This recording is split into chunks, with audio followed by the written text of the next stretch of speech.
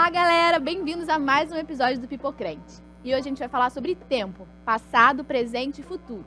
Se você é aquele tipo de pessoa que fica remando o passado, revendo os prints, os stories do Instagram, ou então fica muito ansioso com o seu futuro, vem com a gente hoje que a gente vai falar sobre o filme Uma Questão de Tempo. Wait a minute! A gente vai falar sobre o filme Questão de Tempo. Vamos conversar sobre aquelas coisas que a gente carrega do passado e que influenciam o nosso presente e o nosso futuro. É claro que é sempre melhor a gente andar com aquele que nos dá um presente abençoado e um futuro transformador. Então roda a vinheta pra gente começar a falar sobre isso. O que passou, passou?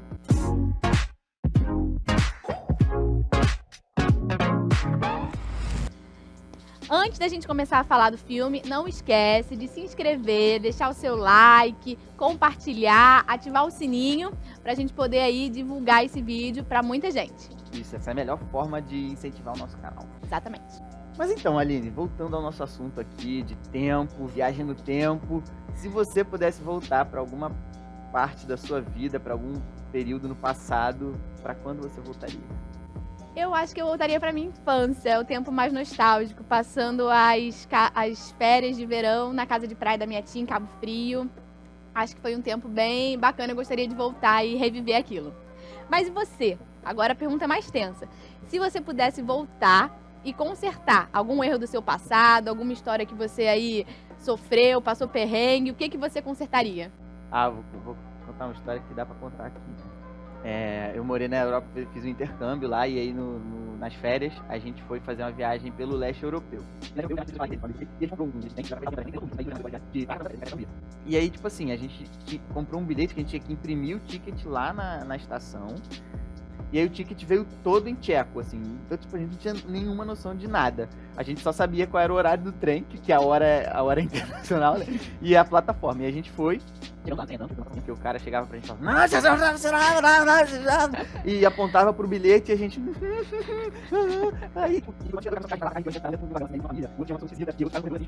E aí no final apareceu um molequinho de uns 14, 15 anos que falava inglês e conseguiu ajudar e resolver a gente, mostrar pra gente onde era o nosso quarto realmente, pra gente dormir.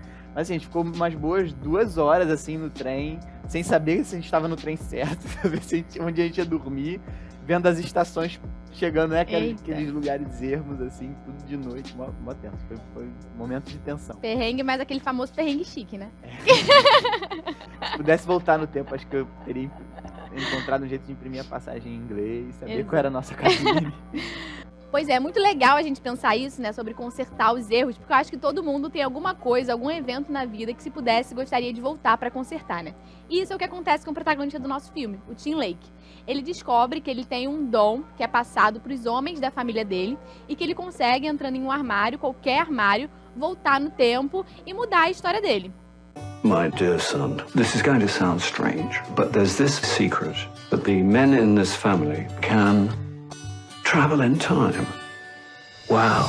E ele usa isso pra, em primeiro lugar, conquistar a mulher dos sonhos dele. E acaba usando também pra ajudar um amigo, livrar o amigo, né, de uma cilada profissional.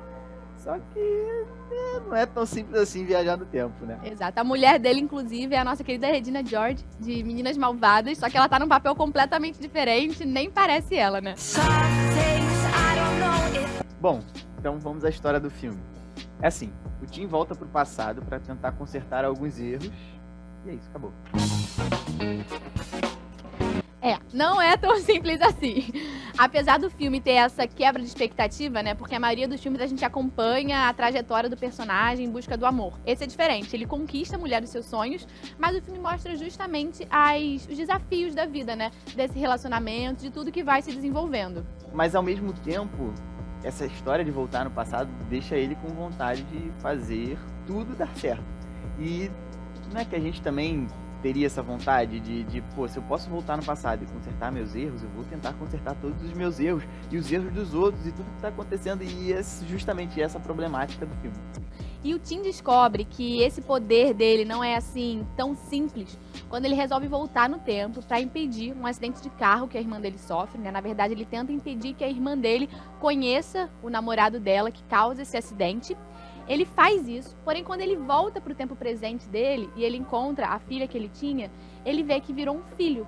Ou seja, ele percebe que tudo que ele altera no passado gera consequências no presente. Então ele passa a ter muito cuidado para usar esse poder, porque ele não quer mudar a vida que ele tem no presente. The butterfly effect thing, that's a real recipe for disaster. It's so good to see you. We've never met before. Oh no. Então, basicamente, o que acontece é que rola um efeito borboleta com ele, com as pessoas ao redor dele. Mas o que é efeito borboleta? Você sabe? Vamos chamar nosso especialista para explicar. O efeito borboleta faz parte da chamada teoria do caos. A ideia central dessa teoria é que uma mudança pequena no início de um evento qualquer pode trazer consequências enormes e absurdamente desconhecidas no futuro. Por conta disso, tais eventos seriam praticamente imprevisíveis e, portanto, caóticos. Com o passar do tempo, cientistas se aprofundaram na teoria do caos e chegaram à conclusão de que o imprevisível estava presente em quase tudo, desde as coisas mais triviais até as coisas mais complexas.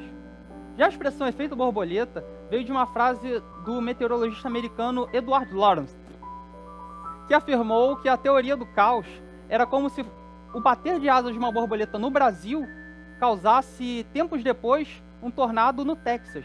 Ou seja, por mais simples que algo possa parecer, as consequências dessas ações podem ser gigantescas. Enfim, acabou. Depois dessa breve explicação, já deu pra você entender um pouquinho o que o Tim aprendeu, né? Ele percebe que de qualquer maneira o acidente da irmã dele ia acontecer. Ele precisava apenas deixar acontecer e fazer com que a irmã mesma percebesse o que ela precisava mudar na vida dela. Nem tudo é possível interferir no passado. Em Eclesiastes, o sábio nos diz que há um tempo certo para todas as coisas. Pois é, e essa passagem da Bíblia é muito importante, ela nos dá muita sabedoria, porque a gente passa geralmente muito tempo pensando sobre os nossos erros passados ou pensando em como vai ser o nosso futuro. Mas a gente precisa entender que nem sempre a gente vai acertar. E principalmente, nem sempre as coisas vão acontecer no nosso tempo, mas vão acontecer no tempo de Deus. E isso é fundamental para que a gente entenda que tudo que a gente passa na vida, inclusive os nossos erros, são importantes para o nosso crescimento.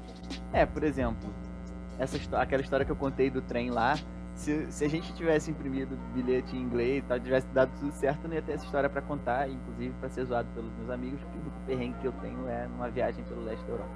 Os erros do passado não nos definem. E qual graça teria se a gente só acertasse? A gente precisa aprender com o passado. É claro que os erros do passado nos ajudam a construir quem somos, mas a gente não pode viver e carregar esses erros com a gente pro resto da nossa vida, né? A gente tem que olhar pra trás, não pra trazer as experiências ruins simplesmente como um peso. A gente tem que olhar para o passado para colher as boas experiências, não as ruins. E quando a gente entender o que a gente precisa aprender com o passado e carregar dele o que tiver de melhor, a gente precisa sempre focar no presente e lembrar que a fé aponta sempre para o futuro. Na Bíblia a gente tem a história da mulher de Ló, né? Na verdade da família de Ló, que morava em Sodoma e Gomorra, e aí Deus fala para eles saírem, porque aquela cidade estava cheia de pecado, estava muito problemática, vamos dizer assim, para pegar leve, e Deus ia destruir aquelas duas cidades e eles deveriam sair e não olhar para trás. E aí, quando eles estavam fugindo da cidade, a mulher de Ló acabou olhando para trás e virou uma estátua de sal. A mulher de Ló olhou para trás querendo voltar ao passado.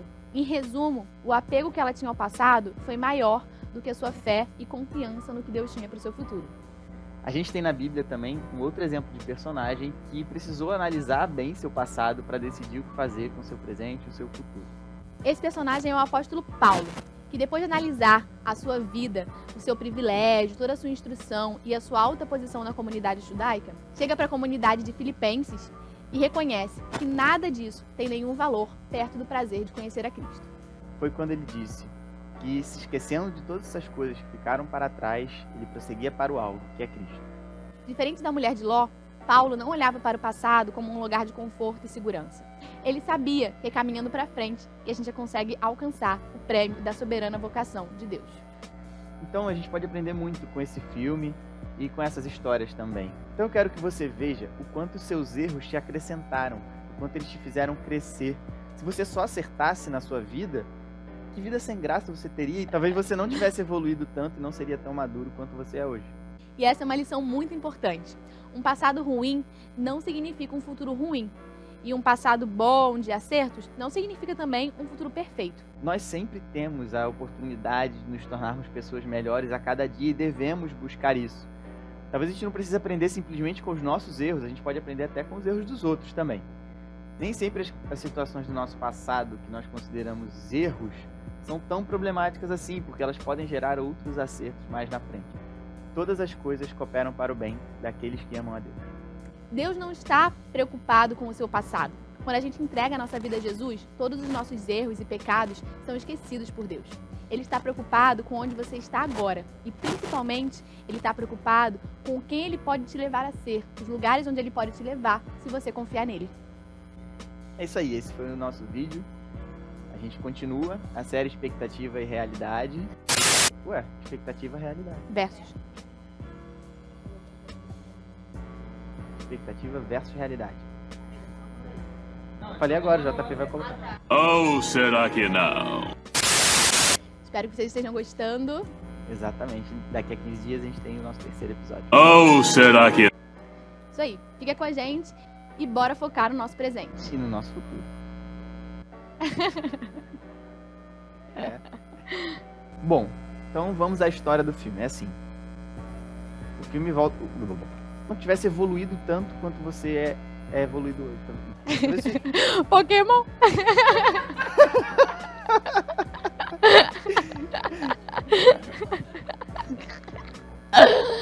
Ai, cara, bom é isso, né? A ideia central dessa teoria, efeito borboleta, veio de uma frase do meteorologista.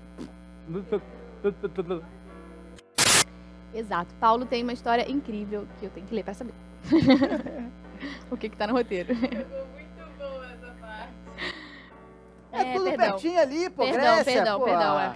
Juro que eu li. Caraca, É. lá no Mediterrâneo. Exatamente. É que eu vou fazer o link. Tira esse exatamente, eu fiquei perdendo a câmera. Não, foi então, É, isso que eu ri, é. você ficou igual uma cobrinha É. assim, ó.